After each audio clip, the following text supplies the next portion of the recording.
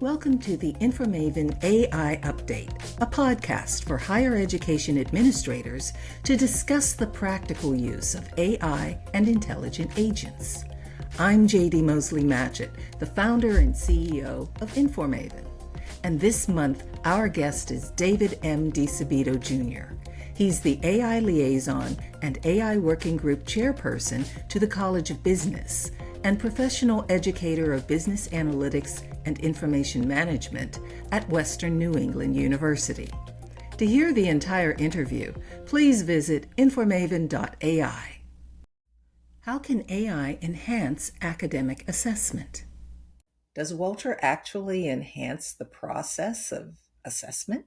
We believe it does and it will. Currently at Western New England University, we have not used it for assessment, but what we have done is we've looked at prior assessment data, student evidence, and run test runs with Walter, looking at how humans assessed the data and how Walter, the generative AI, assesses the data. And we've been able to build some confidence that Walter can do a good job. So for this year in 2025, we're going to include Walter as part of our assessment process to basically remove the drudgery of having a second reader assessor read 100 papers. Walter can read and assess 100 papers based on learning goals, learning objectives, 100 5-page papers in 1 minute. So our idea is to have the assessment team look at the data and the results, not necessarily sit there and have to drudge through 100 papers and rank them. So what feedback have you received from educators and the students too, because they're important stakeholders? Well, the main idea, Walter's really got two sort of audiences. The main audience that it was designed for is institutional assessment.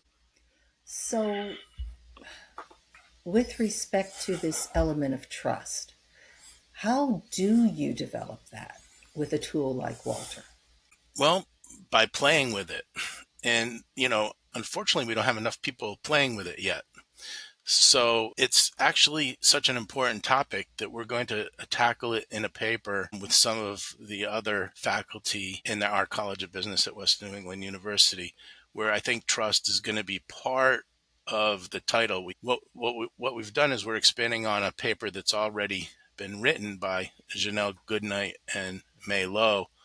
And what they did is they looked at the importance of a second reader in trying to conserve resources in the assessment process. And what they had folks do was the instructors used the same rubric that the assessment team used on their student evidence. So they basically got two columns, the instructor and the assessment team scores.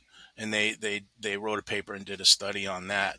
And we're extending that paper and going to add in the artificial intelligence using that same rubric, and have assessed all of the data that they had done in their study. So it's going to be eye-opening to see, and rubrics are such an important part of the process. And one of the superpowers of Walter is you can adjust the rubric and run 100 5-page papers in 1 minute. So you can see the results. So it's a matter of getting an objective rubric versus a subjective rubric, and basically spot checking and testing and making sure your results look appropriate.